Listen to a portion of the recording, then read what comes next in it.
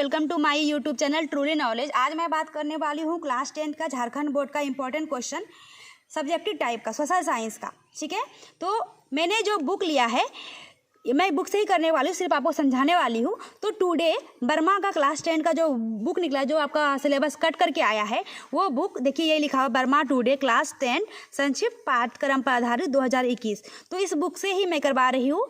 तो चलिए लेट ना करते हुए इस वीडियो को आगे बढ़ते हैं। तो सबसे पहला क्वेश्चन जो इंपॉर्टेंट बनता है सोशल साइंस का हमारा, चलिए सबसे पहला जो इंपॉर्टेंट क्वेश्चन है हमारा, ये है हमारा जोसेफ मेसनी कौन था। जोसेफ मेसनी कौन था, ये क्वेश्चन आपको जो निकला है ना मॉडल पेपर, उसमें भी दिया गया है। तो जोसेफ मेसनी कौन था, तो जोसेफ मेसनी कौन था, ये इटली का रहने वाला था। चलिए किसके बारे में बता रहे हैं, ज़्यादा नहीं बताएंगे आपको, थोड़ा ही बताएंगे, इसी से आने का चांस है। मैं आपको गेस करके बता रही हूँ क्वेश्चन, सारा क्वेश्चन नहीं सॉल्व करने वाली हूँ। जोसेफ मेसनी, तो जोसेफ मेसनी कौन था, ये कहाँ का था, इटली का था। कहाँ का था, इटली का था। तो अगर एक क्रांतिकारी था, महान क्रांतिकारी है ना, तो जोसेफ मेसनी कौन था, ये इटली का एक महान क्रांतिकारी था। जिसका जोसेफ मेसनी का बात करें तो ये कहाँ का था, इटली का था। और इसका जन्म कब हुआ था, 1807 ईस्वी में हुआ था।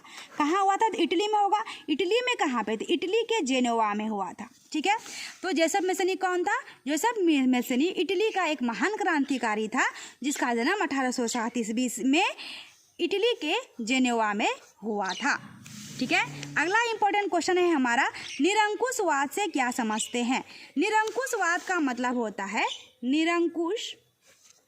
निरंकुशवाद का मतलब होता है वैसा समाज जिसमें किसी प्रकार का अंकुश ना हो। अंकुश का मतलब क्या, अंकुश का मतलब क्या, शक। जो हम लोग किसी पे शक करते हैं ना, वो ये काम कर दिया, वो काम कर दिया, तो शक करते हैं, तो उसी को बोलते हैं शक करना।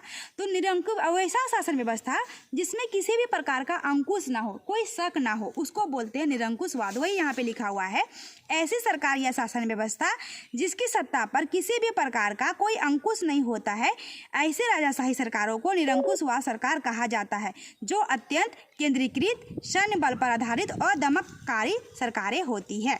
ये हमारा इंपॉर्टेंट क्वेश्चन है। चलिए अगला इंपॉर्टेंट क्वेश्चन है क्या हमारा, कल्पना दर्शक क्या है। ये उसमें भी था मॉडल पेपर में भी, कल्पना दर्शक, जिसका दूसरा नाम है हम लोग का क्या है, यूटोपिया। ये क्या है, तो कल्पना दर्शक क्या है, वैसा सरकार कि हम किसी सरकार के वैसा समाज जो किसी सरकार के बारे में सोच रहा है कि मेरा सरकार जो होगा बहुत ही अच्छा होगा। क्या होगा, बहुत अच्छा काम करेगा, बहुत ही अच्छा होगा। ये सोचना ही एक प्रकार की कल्पना है। ऐसा कोई काम नहीं करता है। कोई भी राजनीति पे नेता लोग जीतते हैं तो क्या वो विश्वास दिलाते हैं कि मैं ये काम करूँगा, मैं वो काम करके दूंगा पब्लिक के लिए, जनता के लिए, तो क्या करके देते हैं, सारा काम नहीं करके देते हैं। तो वैसा समाज जो सरकार के बारे में इतना अच्छा सोच सकता है, जो सोचना ही कल्पना करना है और संभव है, उसी को हम लोग कल्पना दर्शक या यूटोपिया कहते हैं। तो वही लिखा हुआ है यहाँ पे, ऐसी सरकार, देखिए यहाँ पे, ऐसा समाज जिसकी कल्पना जो इतना आदर्श है कि उसका सरकार होना लगभग असंभव होता है, उसी को कल्पना दर्शक या यूटोपिया कहते हैं। एक इंपॉर्टेंट क्वेश्चन और है जो बुक में नहीं लिखा हुआ है, वो मैंने मॉडल पेपर से लिखा है, जिसको बोलते हैं पिंकेटिंग। क्या बोलते हैं, पिंकेटिंग क्या है, ठीक है ना। पिंकेटिंग का अर्थ होता है, पिंकेटिंग हिंदी में अगर समझा जाए, पिंकेटिंग को हिंदी में क्या बोलते हैं, रोकना। क्या बोलते हैं, रोकना। मतलब किसी काम को मान लीजिए ये रूम है, या बैंक में देखते हैं ना, बैंक में कोई खड़ा है, वहाँ पे एंट्री मार रहा है तो नहीं देता, बोलते नहीं अभी नहीं जाइए, अंदर काम चल रहा है, बोलते हैं ना। तो मतलब किसी काम को रोकने का, बाधा पहुँचाना, रोकना, उसी को बोलते हैं हम लोग पिंकेटिंग। जैसे में क्या हो जाएगा, जैसे धरना देना, धरना देते ना कि नहीं किसान आंदोलन चल रहा, अभी नहीं देंगे ये काम होने की, तो नहीं देंगे, तो धरना दे रहा है ना, किसी काम को रोक रहा है ना, तो किसी काम को रोकना ही पिंकेटिंग कहलाता है। ये इंपॉर्टेंट क्वेश्चन है। ठीक है, चलिए अगला क्वेश्चन है हमारा कि राष्ट्रवाद से क्या समझते हैं। तो राष्ट्रवाद क्या है हमारा, आई होप आपको दिख रहा होगा। राष्ट्रवाद से क्या समझते हैं, राष्ट्रवाद किसी भी राष्ट्र की, यहीं से ले लेते हैं, राष्ट्रवाद किसी भी राष्ट्र की सामूहिक पहचान है। यह निश्चित भौगोलिक क्षेत्र में रहने वाली जनता तथा स्वयं को समान संस्कृति, इतिहास, धार्मिक मान्यता आदि से जुड़ी महसूस करवाती है। अब इसको समझिए अच्छे से। राष्ट्रवाद का मतलब होता है कोई भी समाज का आदमी आपस में जो जानता है किसके बारे में, संस्कृति के बारे में, है ना, उसके इतिहास के बारे में, उसके धार्मिक मान्यता के बारे में जो जान रहा है, आदमी जुड़ी हुई महसूस करता है, उसी को राष्ट्रवाद कहते हैं। क्या बोलेंगे? हमारा समाज में जो भी संस्कृति है, जो भी इतिहास है, जो भी धार्मिक काम है, उसको महसूस करता है, उसी को क्या कहते हैं हम लोग? राष्ट्रवाद कहते हैं। अगला इंपॉर्टेंट क्वेश्चन, बहुत ही इंपॉर्टेंट क्वेश्चन है, मारियान और जर्मनिया कौन थी? क्या इंपॉर्टेंट क्वेश्चन है? मारियान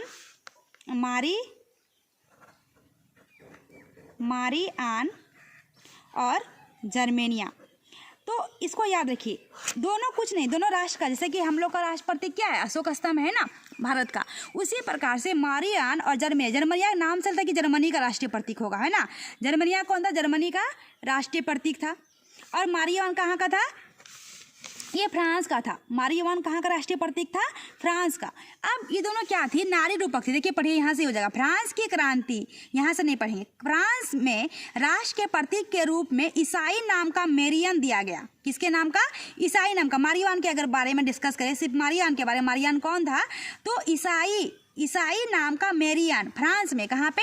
फ्रांस का था, ईसाई नाम का था, ईसाई धर्म का मेरियन नाम का दिया गया था, राष्ट्रीय प्रतीक दिया गया। जैसे कि राष्ट्रीय प्रतीक होता है ना किसी भी देश का, तो राष्ट्रीय प्रतीक है कौन? मारियान। कहाँ का?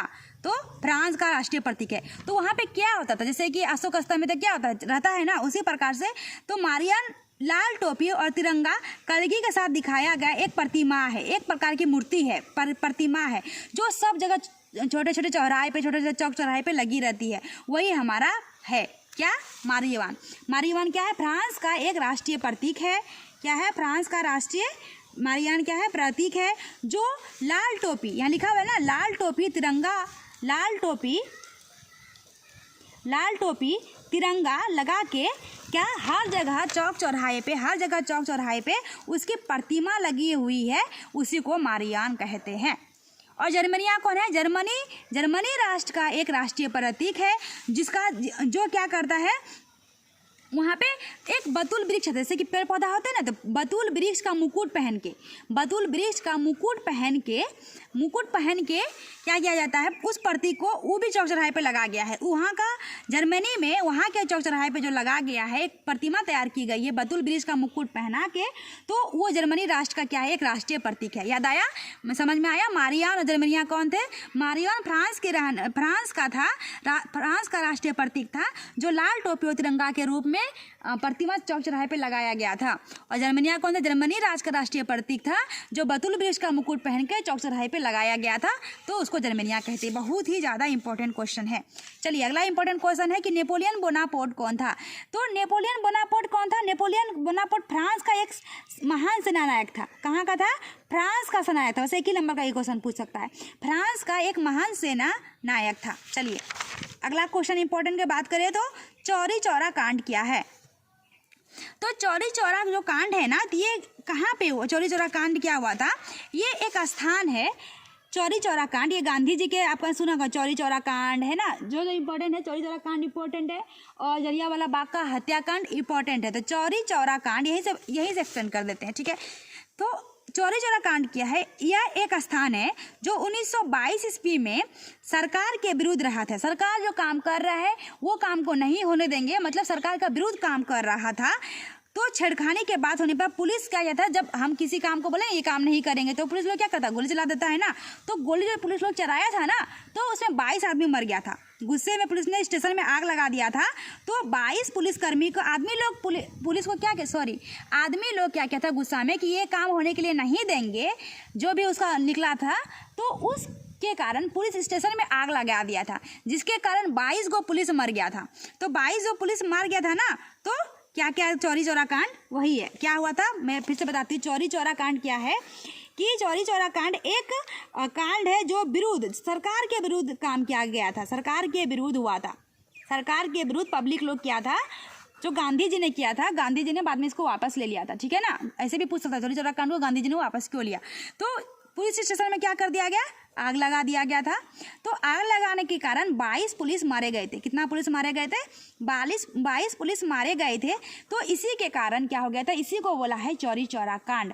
तो गांधी जी ने इसको क्या किया, वापस ले लिया था। चलिए अगला इंपॉर्टेंट क्वेश्चन है, बहिष्कार के विचार का क्या तात्पर्य है। बहिष्कार क्या होता है ना, किसी काम को हम लोग बोलेंगे कि अभी जैसे बोला ना मेक इन इंडिया, मतलब हम लोग चाइना का सामान या किसी भी अर्थ का सामान नहीं लेंगे, तो उस सामान को क्या कर रहे हैं, नहीं खरीदेंगे, मतलब बहिष्कार कर रहे हैं। तो बहिष्कार का क्या अर्थ है, किसी भी सामान को ना खरीदना, उसको महत्व ना देना, उसी को बोलते हैं बहिष्कार। तो वही लिखा होगा यहाँ पे, बहिष्कार विरोध का एक गांधीवादी रूप है। बहिष्कार का अर्थ है किसी के साथ संपर्क रखने और जुड़ने से इनकार करना, गतिविधियों में हिस्सेदारी से स्वयं को अलग रखना, उसकी चीज़ों को खरीदने तथा इस्तेमाल करने से इनकार करना। वही मैंने बोला ना, खरीदने या चीज़ को इस्तेमाल करने से इनकार करना ही बहिष्कार कहलाता है। अगला इंपॉर्टेंट क्वेश्चन है कि रॉलेट एक्ट क्या था। ठीक है, रॉलेट एक्ट भी गांधी जी का ही था। रॉलेट एक्ट क्या था, रॉलेट एक्ट, इसके भी विरोध में लोग खड़े हुए थे, भारत के लोग इसके भी विरोध में खड़े थे। रॉलेट एक्ट क्या था, रॉलेट, चलिए इधर समझाते हैं आपको, यहाँ से समझाते हैं। रॉलेट एक्ट जो था, भारत में एक प्रकार का ये भी विरोध, जिस प्रकार से चौरी चौरा कांड का विरोध हुआ था, जिस प्रकार से चौरी चौरा कांड में पुलिस लोग 22 पुलिस मारे गए थे, पुलिस स्टेशन में आग लगा दिया गया था, उसी प्रकार से रॉलेट एक्ट क्या था, रॉलेट एक प्रकार का प्रखर विरोध हुआ था। तो गांधी जी ने अन्याय के पूर्ण, जो अहिंसा का पूर्ण जो आवाज़ उठाया था, गांधी जी ने आवाज़ उठाए थे, उसी का नाम दिया गया है रॉलेट एक्ट। अगर बात की तो रॉलेट एक्ट क्या था, गांधी जी ने अन्याय के खिलाफ जो आवाज़ उठाए थे और हिंसक ढंग से नागरिक अवज्ञा करने की घोषणा की थी, यही रॉलेट एक्ट था। पूरा लिखने की जरूरत ही नहीं है आपको, इतना ही लिखेंगे तो हो जाएगा, इसी को कहते हैं रॉलेट एक्ट। ठीक है, अगला इंपॉर्टेंट क्वेश्चन है हमारा कि जलियांवाला बाग का हत्याकांड पे के बारे में लिखिए। अभी मैंने बोला ना जलियांवाला बाग का हत्याकांड, तो रॉलेट एक्ट के लिए महात्मा गांधी जी ने जो गिरफ्तार हो चुके थे, रॉलेट एक्ट में क्या हुए थे, तो वो गिरफ्तार कर लिया गया था गांधी जी को, है ना। तो अभी एक नंबर क्वेश्चन पूछा, जलियांवाला बाग का हत्याकांड कहाँ और कब हुआ था, तो 13 अप्रैल 1919 को हुआ था और अमृतसर में हुआ था। ठीक है ना, तो जलियांवाला बाग का हत्याकांड के बारे में लिख दीजिए, संक्षिप्त टिप्पणी पूछ रहा है ना। तो जलियांवाला बाग का हत्याकांड पूरा आपको डिटेल में लिखना पड़ेगा कि जलियांवाला बाग का हत्याकांड 13 अप्रैल 1919 को हुआ था। कहाँ हुआ था, अमृतसर में हुआ था, है ना, अमृतसर में हुआ था। आपको डिटेल में लिखना पड़ेगा इसके बारे में, है ना, अमृतसर में हुआ था। तो अमृतसर के सैनिक प्रशासक जनरल डायर, वहाँ का जनरल डायर उस समय कौन था, जनरल डायर था, है ना। जनरल डायर इस सभा को अवैध घोषित कर दिया था। जो भी उसमें निकला था ना कि हम लोग इसके विरुद्ध खड़े होंगे, तो उसमें अवैध कर दिया था। लेकिन उसमें जो एक सभा हुई थी, उसमें गोली चला गया था, उसमें जितना आदमी हो सके, जलियांवाला कांड में बहुत सारे आदमी मारे गए थे। तो उसमें क्या हो, जलियांवाला कांड के बारे में अगर पूछा जाए तो क्या होगा, जनरल डायर को, जनरल जो डायर था वो बहुत अच्छा काम किया था उस टाइम में। जनरल डायर कौन क्या था, जनरल डायर। जलियांवाला बाग हत्याकांड 13 अप्रैल 1919 को अमृतसर में हुआ था। वहाँ पे क्या हुआ था, एक गोली चलवा दी गई थी एक कानून के खिलाफ, तो सैकड़ों आदमी मारे गए थे, लेकिन जनरल डायर ने बहुत अच्छे से उसको हैंडल किया था। तो उसके बारे में आपको लिखना है, जलियांवाला बाग का हत्याकांड के बारे में। चलिए अगला इंपॉर्टेंट क्वेश्चन है आपका, यहाँ से लेते हैं, रिंडर पेस्ट क्या है। एक नंबरिया क्वेश्चन में पूछ सकता है और सब्जेक्टिव क्वेश्चन में पूछ सकता है। क्या, रिंडर पेस्ट। तो रिंडर पेस्ट क्या है ना, ये एक रोग का नाम, जैसे कि बुखार होता है, सर्दी खांसी होता है ना, उसी प्रकार से ये रोग का नाम है, एक रोग है। लेकिन किसका रोग है, आदमी का नहीं, किसका रोग है, पशु का। किसका, पशु में होने वाला एक रोग का नाम ही रिंडर पेस्ट है। वही लिखा होगा यहाँ पे, देखिए, पशुओं में प्लेग की बीमारी को रिंडर पेस्ट कहते हैं।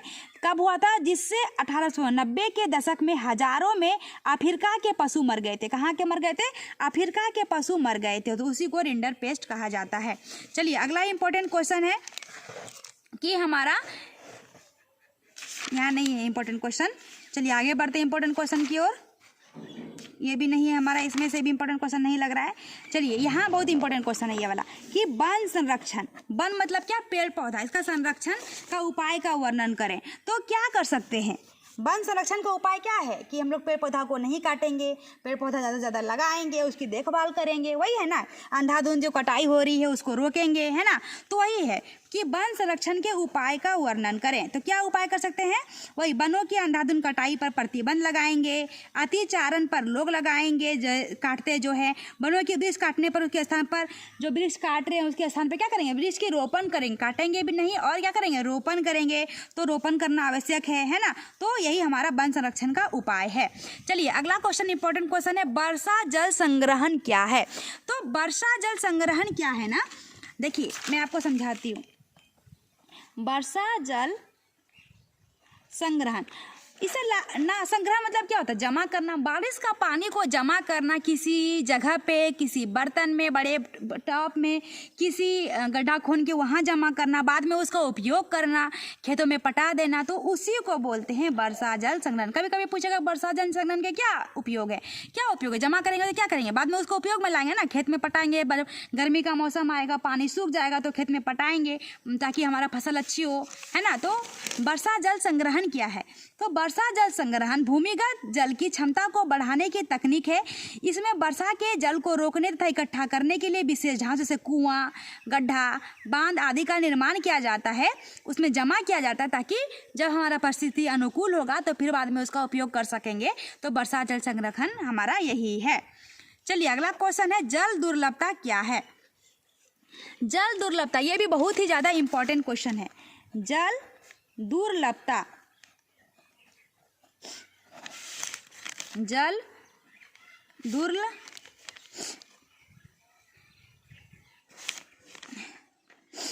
दुर्लभता क्या है? जल दुर्लभता का मतलब होता है कमी होना। क्या होता है? कमी होना, पानी की कमी होना, जल की कमी होना ही जल दुर्लभता कहलाता है। जल दुर्लभता क्या है? जल की कमी होना, वही लिखा है यहाँ पे, जल की कमी होना ही जल दुर्लभता कहलाता है। मतलब हम लोग ज़्यादा पानी यूज़ करते हैं, ज़्यादा इस्तेमाल करते हैं, पानी बर्बाद हो जाता है, तो बाद में गर्मी का जब मौसम आता है तो पानी की कमी हो जाती है। अभी ना बहुत जगह मिलता है, बहुत जगह महाराष्ट्र के साइड जाइएगा तो आपको नहीं मिलेगा पानी, बहुत दिक्कत होती है। लोग कितने दिन नहाते नहीं हैं, बहुत मतलब छोटे छोटे गाँव में, महाराष्ट्र की बात नहीं करें, महाराष्ट्र के छोटे छोटे गांव के उधर पानी की बहुत दिक्कत है। तो वही हो गया, मतलब जल दुर्लभता क्या है? पानी की कमी होना ही जल दुर्लभता कहलाता है। उसके बारे में ही आपको लिखना है। तो वही यहाँ पे है क्या, देखिए वही, जल प्रकृति का असमाप्त होने वाला उपहार है। समाप्त होगा क्या? नहीं होगा, लेकिन फिर भी अगर हम असमान तरीके से यूज करेंगे, अत्यधिक मांग करेंगे, दुरुपयोग करेंगे तो जल स्तर लगातार नीचे चलता जा रहा है, जो जल दुर्लभ होते जा रहा है। तो जल दुर्लभता के कमी को ही जल दुर्लभता कहा जाता है। यही हमारा इंपॉर्टेंट क्वेश्चन है। अगला इंपॉर्टेंट क्वेश्चन है, जीवन में जल का महत्व का वर्णन करें। जल का महत्व का वर्णन करने के लिए बताना पड़ेगा, ये तो बहुत ज़्यादा है कि पानी पीने के लिए चाहिए, मनुष्यों को चाहिए, पेड़ पौधों को चाहिए, जीव जंतु को चाहिए, है ना। जल को पीने, खाने, कपड़े धोने के लिए चाहिए। तो वही लिखा है यहाँ पे, देखिए, जल मनुष्यों, पौधों और जंतुओं के अस्तित्व तथा विकास के लिए आवश्यक है। और किसके? जल मनुष्य को पीने, खाने, खाना बनाने, कपड़ा धोने तथा अन्य घरेलू कार्यों के उपयोग में लाए जाते हैं। जल से विद्युत बनाई जाती है। तो जल का उपयोग तो बहुत है, आप तो लंबा चौड़ा भी लिख सकते हैं, तो इसके बारे में लिखना है आपका। ये इंपॉर्टेंट क्वेश्चन है। अगला इंपॉर्टेंट क्वेश्चन की बात करें हम लोग, तो चावल की खेती और गेहूं की खेती का भौगोलिक वर्णन। दो को अगर आप पढ़ लीजिएगा ना, दोनों में से एक ठो आ सकता है, या तो चावल के भौगोलिक खेती के बारे में पूछेगा या फिर गेहूं की भौगोलिक खेती के बारे में पूछ सकता है। तो याद रख लीजिए, चावल का भौगोलिक खेती का वर्णन करेंगे तो क्या चाहिए? बहुत ज़्यादा पानी चाहिए, बहुत पानी चाहिए। कब? इसलिए ना बारिश के मौसम में चावल रोपते हैं। धान कब रोपते हैं? बारिश के मौसम में रोपते हैं। तो क्या चाहिए हम लोग को? 100 सेंटीमीटर क्या चाहिए? बारिश चाहिए, अधिक बारिश चाहिए, वर्षा चाहिए। और क्या चाहिए? तापमान 24 डिग्री सेंटीग्रेड ही होना चाहिए, है ना। मिट्टी भी होनी चाहिए, अच्छी मिट्टी होनी चाहिए। दोमट चावल को उगाने के लिए दोमट उपजाऊ मिट्टी होना चाहिए, दोमट उपजाऊ मिट्टी होना चाहिए। जलोढ़ मिट्टी वाली के लिए आदर्श होती है, जलोढ़ मिट्टी भी होगा तो बहुत अच्छी है, जलोढ़ मिट्टी भी होनी चाहिए, है। तो इसी पर कहाँ होता है चावल की खेती ज़्यादा? पश्चिम बंगाल में, पश्चिम बंगाल में। वही लिखना है हम लोगों को। चावल की खेती के लिए बहुत ज़्यादा पानी की आवश्यकता होती है। चावल की खेती को 100 सेंटीमीटर वर्षा की चाहिए। चावल की खेती के लिए 24 डिग्री सेंटीग्रेड तापमान चाहिए। चावल की खेती के लिए दोमट उपजाऊ मिट्टी तथा जलोढ़ मिट्टी चाहिए। चावल की खेती सबसे ज़्यादा पश्चिम बंगाल में होती है। वही लिखा होगा यहाँ पे, उसी का भूगोल, चावल की खेती कैसे करते हैं उसके बारे में वही लिखा हुआ है। 100 सेंटीमीटर अधिक वर्षा, 24 डिग्री सेंटीग्रेड से तापमान होना चाहिए, है ना। नदी, डेल्टा, जलोढ़ मिट्टी होना चाहिए। कहाँ होता है सबसे ज़्यादा? पश्चिम बंगाल, उत्तर प्रदेश, पंजाब और हरियाणा। इसी प्रकार से गेहूँ का, चावल और गेहूँ दो को याद कर लीजिए, आपका क्वेश्चन में एक ठो आ जाएगा। गेहूँ की बात करें तो गेहूँ कब होता है हम लोगों का? गेहूँ के लिए कितना तापमान चाहिए? 20 डिग्री सेंटीग्रेड चाहिए। चावल के लिए 24 डिग्री और गेहूँ के लिए 20 डिग्री चाहिए। और इसके ज़्यादा वर्षा नहीं चाहिए, 50 से 75 सेंटीमीटर बहुत है, 50 से 75 सेंटीमीटर वर्षा चाहिए, है ना। इसकी खेती कैसा होना चाहिए? पर्याप्त नमी वाली होना चाहिए, खाली नमी रहना चाहिए, ज़्यादा खूब पानी नहीं चाहिए, इसको पर्याप्त नमी वाला रहना चाहिए, पर्याप्त नमी चाहिए। और गेहूँ जब पकेगा, इस पर ध्यान यही है कि गेहूँ जब पकेगा, जब गेहूँ काटने का सीजन आता है, तब क्या होना चाहिए? पकते समय बादल रहित रहना चाहिए, बादल नहीं होना चाहिए, पानी नहीं पड़ना चाहिए, बादल रहित रहना चाहिए। यही हमारा गेहूँ का भौगोलिक स्थिति का वर्णन है। तो क्या लिखेंगे? गेहूँ को तापमान 20 डिग्री सेंटीग्रेड चाहिए। गेहूं को उपजाने के लिए 50 से 75 सेंटीमीटर के बीच में वर्षा चाहिए। गेहूं उपजाने के लिए पर्याप्त नमी की आवश्यकता होती है। गेहूं जब पकते हैं तो बादल रहित, मतलब बादल तभी नहीं होना चाहिए, तो गेहूं अच्छे से उपज हो जाएगा। यही हमारा गेहूं का भौगोलिक स्थिति का वर्णन हो गया। ठीक है, ये दो क्वेश्चन ज़्यादा इंपॉर्टेंट है। चलिए आगे को इंपॉर्टेंट क्वेश्चन की बात करें तो परंपरागत ऊर्जा और गैर परंपरागत ऊर्जा में अंतर पूछेगा।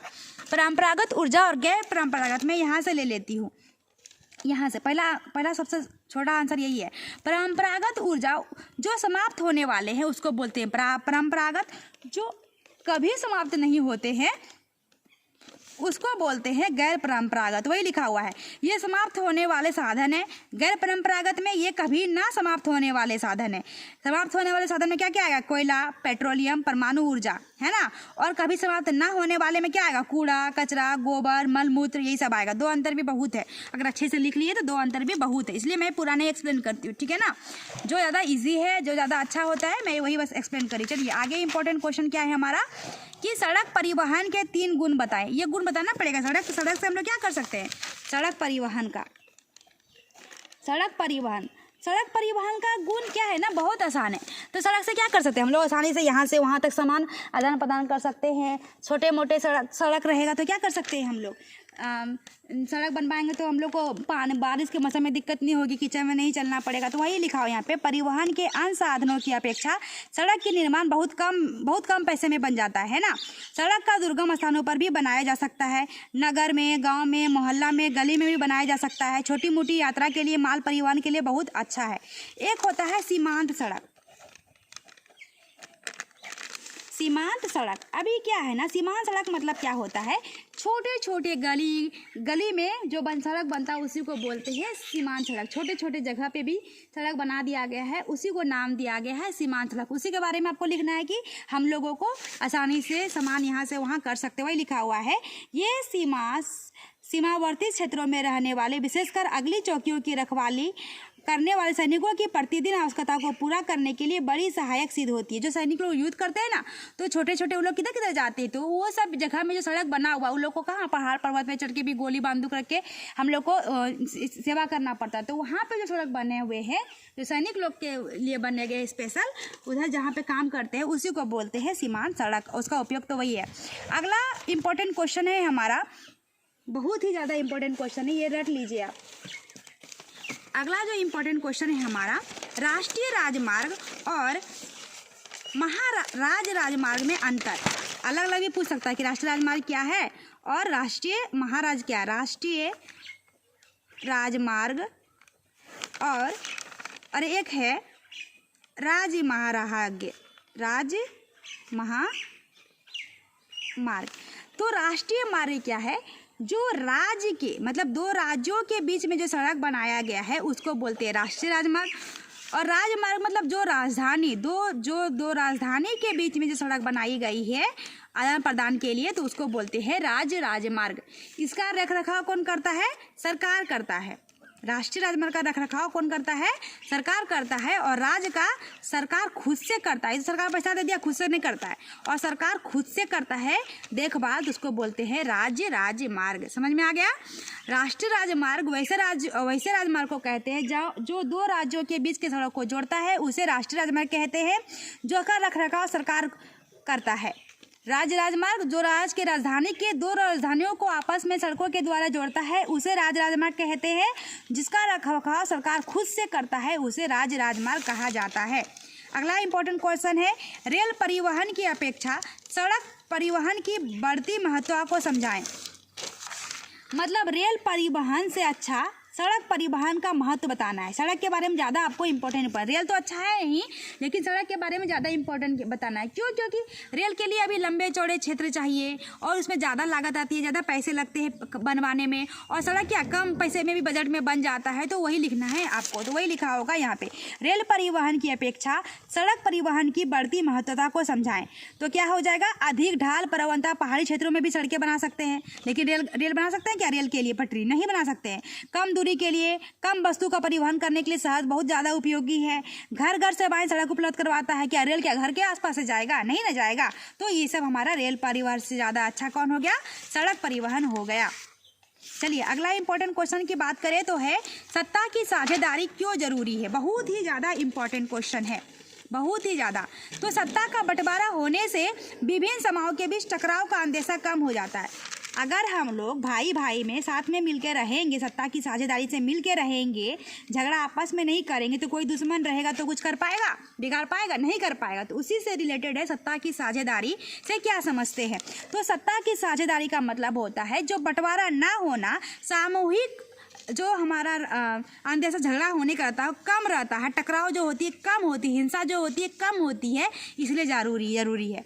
क्यों? हिंसा ना हो, टकराव कम हो हम लोग का, और सब लोग अच्छे से रहे, राजनीतिक व्यवस्था अच्छे से चलाने के लिए, तो उसके लिए सत्ता की साझेदारी हम लोग के लिए बहुत ज़रूरी है। वही लिखा है यहाँ पे, देखिए, सत्ता का बंटवारा होने से विभिन्न सामाजिक समूहों के बीच टकराव का अंदेशा कम हो जाता है।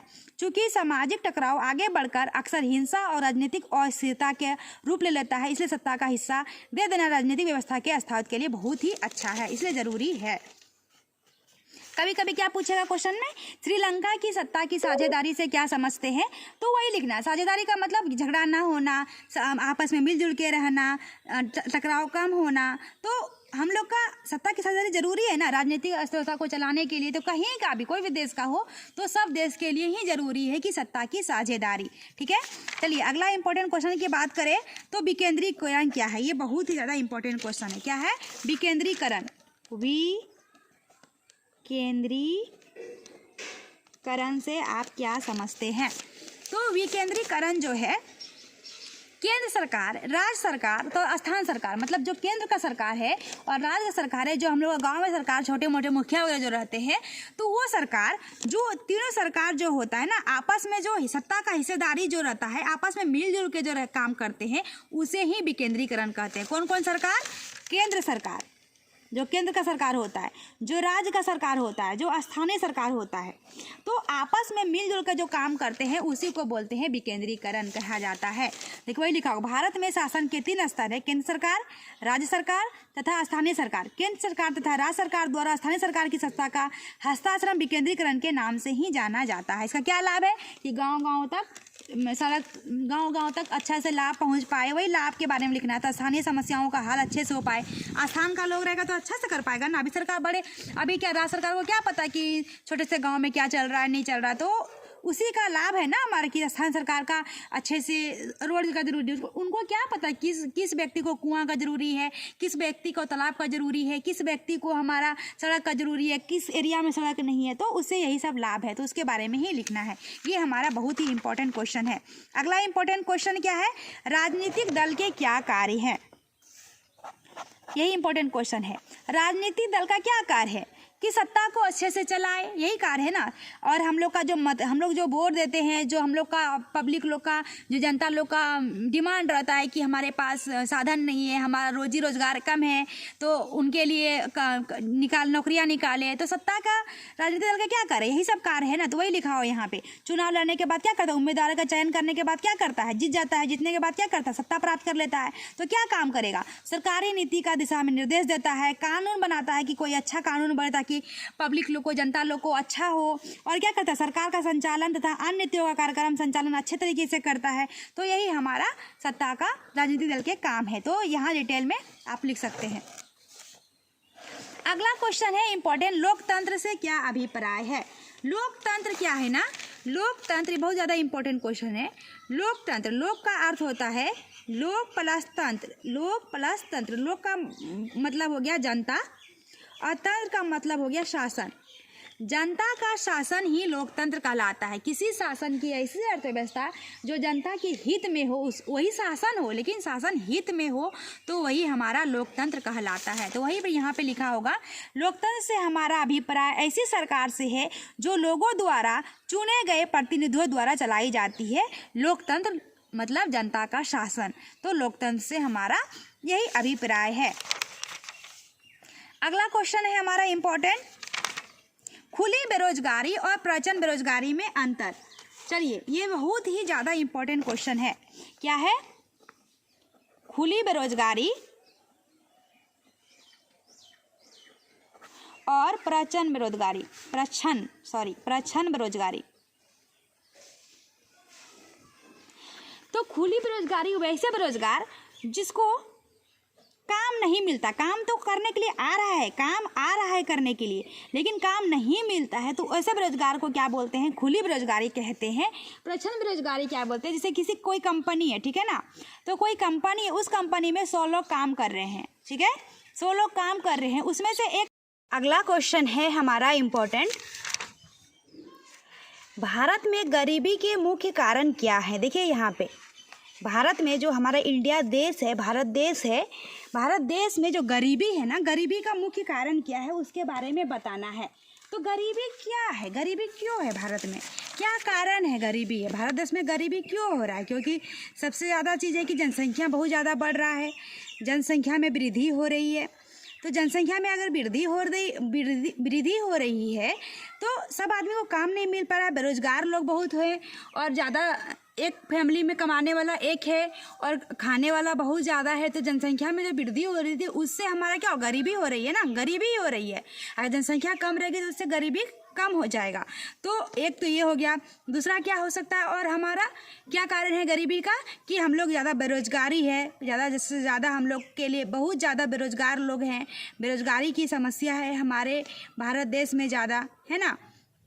और क्या है कि कोई भी हमारा बहुत दिन से निकल नहीं रहा है अच्छे से, कंपटीशन का कोई निकलता है ना, जैसे फॉर्म वगैरह, ज़्यादा फॉर्म नहीं निकलता है, तो उसकी वजह से हम लोग का हो रहा है। तो पूंजी की कमी है, अगर पूंजी भी नहीं है हमारे पास, तो पूंजी नहीं है, पूंजी की कमी है, तो उसके कारण भी हमारा क्या हो रहा है, कोई भी चीज़ हम लोग स्टार्ट नहीं कर सकते हैं, पैसे नहीं है हमारे पास, इसके कारण गरीबी हो सकता है। तो यहाँ पे वही लिखा है कि भारत में गरीबी के मुख्य कारण लिखें, 4 कारण लिखना है। तो देखिए, राष्ट्रीय उत्पाद का निम्न स्तर, मतलब उत्पाद सब कम हो रहा है ना। दूसरा क्या है, जनसंख्या में वृद्धि, जनसंख्या में तेजी से वृद्धि के कारण लोगों के संपत्ति में तेजी से बंटवारा हो रहा है। किसानों के पास प्रति व्यक्ति आय भूमि कम पड़ रहे हैं, जिससे बंटवारा हो जाता है, भाई भाई में तो लोग रहने लगते हैं, तो उस जगह का जमीन क्या हो जाता है, हमारा फसल नहीं हो पाता है, जिससे हमारा गरीबी हो सकता है। पूंजी की अपर्याप्तता, मतलब पूंजी नहीं है तो कोई बिजनेस हम लोग कैसे स्टार्ट करेंगे, है ना। भारत में पूंजी पर्याप्त मात्रा में उपलब्ध नहीं है। पूंजी के अभाव में भारतीय कृषि उद्योग, यातायात के साधन एवं अन्य साधनों का समुचित विकास नहीं हो पा रहा है। बेरोजगारी बहुत ज़्यादा है, जनसंख्या के निरंतर बढ़ने से यहाँ पे बहुत ज़्यादा बेरोजगारी हो रही है ना। तो ये सब हमारा बेरोजगारी से क्वेश्चन ज़्यादा, ये वाला इंपॉर्टेंट क्वेश्चन है। चलिए आगे बात करते हैं अगला इंपॉर्टेंट क्वेश्चन के लिए। तो अगला है कि खुली बेरोजगारी और प्रचंड बेरोजगारी में अंतर पूछ रहा है। खुली बेरोजगारी किसको कहते हैं और प्रचंड बेरोजगारी किसको कहते हैं। तो याद रखिए, खुली जो बेरोजगारी है ना, ये खुली बेरोजगारी जो है और ये प्रचंड बेरोजगारी है। खुली बेरोजगारी वैसे बेरोजगारी को कहते हैं जिसमें लोगों को काम तो आता है, काम आ रहा है करने के लिए, काम आता है करने के लिए आता है, लेकिन काम नहीं मिल पाता है, काम नहीं मिल पाता है, उसको बोलते हैं खुली बेरोजगारी, ठीक है ना। अब प्रचंड बेरोजगारी उस बेरोजगारी को कहते हैं जैसे कि एक कंपनी में 100 आदमी काम कर रहा है, ठीक है ना, ये 100 आदमी कंपनी में काम कर रहा है, लेकिन कंपनी वाला ये एक आदमी को बाहर निकाल दिया, तो वो बेरोजगार हो गया ना अभी। और कंपनी के काम पे कोई भी असर पड़ेगा क्या, 99 आदमी मिलके वो काम को सुलझा लेगा। तो एक आदमी को निकालने से कंपनी पे कोई इफेक्ट नहीं पड़ रहा है, तो उसी को बोलते हैं प्रच्छन्न बेरोजगारी। तो यहाँ पे देखिए अंतर लिखा हुआ है, यहाँ से आप कर सकते हैं। खुली बेरोजगारी के प्रति रोज लोग पूर्णतः बेरोजगार होते हैं, मतलब पूरी तरीके से बेरोजगार होते हैं। प्रच्छन्न बेरोजगारी मतलब बेरोजगार क्या होता है, कंपनी में काम रहते हैं वास्तव में, लेकिन निकाल दिया तो वो बेरोजगार हो सकते हैं और कंपनी पे कोई असर भी नहीं पड़ेगा, है ना। दूसरा अंतर क्या हो सकता है खुली बेरोजगारी का, इसमें कि हर व्यक्ति को काम नहीं होता है। खुली बेरोजगारी में हर एक व्यक्ति को, प्रत्येक व्यक्ति होता है क्या, नहीं हो सकता है ना। और प्रच्छन्न बेरोजगारी के अंतर्गत लोगों को काम की आवश्यकता, अधिक संख्या में लोगों लगे रहते हैं। कंपनी में एक आदमी रहता है क्या, नहीं, बहुत सारे आदमी रहते हैं, तो बहुत सारे लोग काम करते हैं, बहुत अधिक संख्या में करते हैं, तो उसको बोलते हैं प्रच्छन्न बेरोजगारी। तो आप ऐसे यहाँ से लिख सकते हैं। चलिए आगे बात करते हैं इंपॉर्टेंट क्वेश्चन की। तो आगे है इंपॉर्टेंट क्वेश्चन हमारा, क्या मुद्रा क्या है। मुद्रा का अर्थात क्या होता है, पैसा, धन दौलत। देखिए यहाँ पे अगला इंपॉर्टेंट क्वेश्चन है, मुद्रा क्या है। तो मुद्रा का अर्थ होता है धन दौलत। क्या होता है, धन दौलत, वही लिखा है साधारण शब्दों में। मुद्रा का अर्थ है धन दौलत जिसके इर्द गिर्द सारी आर्थिक गतिविधियां घूमते रहती है। तो मुद्रा का अर्थ क्या हो गया, धन दौलत। चलिए आगे बात करते हैं अगला इंपॉर्टेंट क्वेश्चन का, कि मुद्रा के उपयोग के दो तरीके या ढंग बताएं। तो मुद्रा का उपयोग करना क्या कोई बताने वाली बात है, पैसा कहाँ यूज होता है। कि हम लोग को एक चॉकलेट भी खाना है, एक टॉफ़ी भी खाना है, तो उसके लिए पैसे चाहिए, है ना। घर में राशन चाहिए तो उसके लिए पैसे चाहिए। बैंक में जा रहे हैं, या मान लीजिए हम बीमार पड़ गए तो डॉक्टर को दिखाएंगे तो उसके लिए चाहिए। हमारा कुछ केस चल रहा है ज़मीन जायदाद का, फिर वकील करेंगे तो उसके लिए पैसे चाहिए। तो कितना उपयोग पूछ रहा है, दो ही पूछ रहा है। तो मुद्रा का उपयोग क्या क्या हो सकता है, कुछ चीज़ को खरीदने या बेचने में कर सकते हैं, है ना। कुछ सेवाएं प्राप्त करने में, जैसे कि डॉक्टर की सलाह, वकील का परामर्श लेने में कर सकते हैं। तो ये हमारा मुद्रा का उपयोग हो गया। अगला जो इंपॉर्टेंट क्वेश्चन है हमारा, वस्तु विनिमय किसे कहते हैं। वस्तु विनिमय प्रणाली या वस्तु विनिमय किसे कहते हैं। तो वस्तु विनिमय प्रणाली, आप ध्यान रखिए, वस्तु विनिमय जो होता है हमारा, कि वस्तु विनिमय किसे कहते हैं, मतलब किसी से पैसे नहीं लेंगे। वस्तु विनिमय देखिए समझाती हूँ मैं। वस्तु विनिमय जैसे कि आप किसी के पास ट्यूशन पढ़ रहे हैं, कोई टीचर के पास, ठीक है ना, लेकिन आपके पास पैसे नहीं है, आपके पास चावल है। तो सर को क्या बोल रहे हैं कि सर हम पैसे नहीं दे पाएंगे, आप चावल ले लीजिए। लेकिन वो सर को क्या चावल की जरूरत होगा क्या नहीं होगा, वो आप तो नहीं जान रहे हैं ना। मतलब सामान के बदले में कोई भी सामान का आदान प्रदान कर रहे हैं, वस्तु के बदले में वस्तु का आदान प्रदान कर रहे हैं, तो उसी को बोलते हैं वस्तु विनिमय प्रणाली कहा जाता है। लेकिन अगर कभी इंपॉर्टेंट क्वेश्चन में ये भी आता है कि वस्तु विनिमय प्रणाली में क्या आपको समस्या आ सकती है। यही समस्या आता है ना कि जो चीज़ की ज़रूरत नहीं है हमें, जिस वस्तु की ज़रूरत हमें नहीं है, वो वस्तु भी हमारा क्या हो सकता है, मिल सकता है, लेकिन उसको फिर हमको क्या करना पड़ेगा, किसी और आदमी के पास जाना पड़ेगा। तो वही है हमारा वस्तु विनिमय प्रणाली। वही लिखा होगा यहाँ पे, देखिए वस्तु विनिमय किसे कहते हैं, जब वस्तुओं का लेन देन बिना मुद्रा के प्रयोग से आपस में ही वस्तु के बदले वस्तु हो जाता है, ऐसी व्यवस्था को ही वस्तु विनिमय प्रणाली कहा जाता है। ये आपका इंपॉर्टेंट क्वेश्चन हो गया। चलिए आगे बात करते हैं अगला इंपॉर्टेंट क्वेश्चन से। तो क्या है अगला इंपॉर्टेंट क्वेश्चन हमारा, क्या कारण है कि बैंक कुछ कर्जदारों को कर्ज देने के लिए तैयार नहीं होते हैं। क्या कारण हो सकता है कि कोई भी आदमी, अगर मान लीजिए हम किसी से बार बार पैसे ले रहे हैं, टाइम पे नहीं लौटा रहे हैं, तो कोई आदमी, वो आदमी हमको बार बार पैसा देगा क्या, नहीं देगा। तो सेम चीज़ थिंग कहाँ आता है, बैंक में आ जाता है। बैंक में क्या करते हैं ना, लोग लोन ले लेते हैं, कर्ज ले लेते हैं और फिर वापस नहीं कर सकते हैं, ये रीज़न हो सकता है। और क्या रीज़न हो सकता है, बैंक कर्जदार, क्योंकि हमारे पास जो डॉक्यूमेंट मांग रहा है, जो पेपर मांग रहा है, वो पेपर हमारे पास नहीं होगा, तो वही लिखना पड़ेगा हम लोगों को। तो क्या लिखा है, देखिए क्या कारण है कि बैंक कुछ कर्जदारों को कर्ज देने के लिए तैयार नहीं होते हैं। तो क्या कारण है, कुछ कर्जदारों बैंकों को अपनी आय का प्रमाण पत्र देने में वो असमर्थ रहते हैं, मतलब कागज पत्र नहीं रहता है। दूसरा कारण क्या है, कुछ लोग अपनी नौकरी के विषय में बैंकों को ब्यौरा उपलब्ध नहीं करा पाते हैं, है ना। और कभी कभी बैंक क्या बोलता है क्या, कि हमको मॉर्गेज चाहिए। मॉर्गेज का मतलब क्या होता है कि अगर हम आपको इतने पैसे दे रहे हैं, उसके बदले में हम मुझे कुछ चाहिए, कि प्रूफ चाहिए, जैसे कि हमको ज़मीन पे लोन चाहिए, ज़मीन देना पड़ेगा आपको, है ना। तो वही मॉर्गेज, उसको बोलते हैं मॉर्गेज। तो कुछ लोग गारंटी देने वाले लोगों को नहीं ला सकते हैं, कोई गारंटी नहीं। कुछ लोग कर्ज के बदले भूमि, पशु संपत्ति आदि के रूप में ऋणधार उपलब्ध नहीं करा सकते हैं, इसलिए नहीं देता है ना बैंक। तो यही हो जाएगा हमारा आंसर। चलिए आगे इंपॉर्टेंट क्वेश्चन की अगर बात करें तो यहाँ पे तो नहीं है। चलिए अगला इंपॉर्टेंट क्वेश्चन, ये लास्ट इंपॉर्टेंट क्वेश्चन है आपका, बहुत ही ज़्यादा इंपॉर्टेंट क्वेश्चन है। विदेशी व्यापार और विदेशी निवेश में क्या अंतर है। है ना। यहाँ पे क्वेश्चन है विदेशी व्यापार और विदेशी निवेश में क्या अंतर है। तो विदेशी व्यापार जो है ना, जैसे कि हम लोग कोई चीज़ सामान बनाए और दूसरे देश में बेच दिए तो उसको बोलते हैं विदेशी व्यापार। वो तो व्यापार हो गया ना कि बेच दिए। और विदेशी निवेश क्या है कि विदेशी निवेश उसको बोलते हैं जैसे कि बहुराष्ट्रीय कंपनियां जो रहती है ना, कोई ज़मीन, कोई भूमि, कोई मकान वो सब खरीद रही है, उसी को हम लोग विदेशी निवेश कहते हैं। देखिए वहाँ यहाँ पे वही लिखा होगा। तो बहुराष्ट्रीय कंपनियों द्वारा परिसंपत्तियों जैसे भूमि, भवन, मशीन तथा अन्य उपकरणों को खरीद में व्यय की गई मुद्रा को विदेशी निवेश कहा जाता है। और देखिए यहाँ पे लिखा होगा विदेशी व्यापार के बारे में, इसके विपरीत विदेशी व्यापार वह प्रक्रिया है जिसके अंतर्गत उत्पादित माल को अंतर्राष्ट्रीय बाजार व विक्रय में के लिए पहुंचाया जाता है, मतलब बेचने के लिए दिया जाता है, तो उसको क्या बोलते हैं, विदेशी व्यापार बोलते हैं।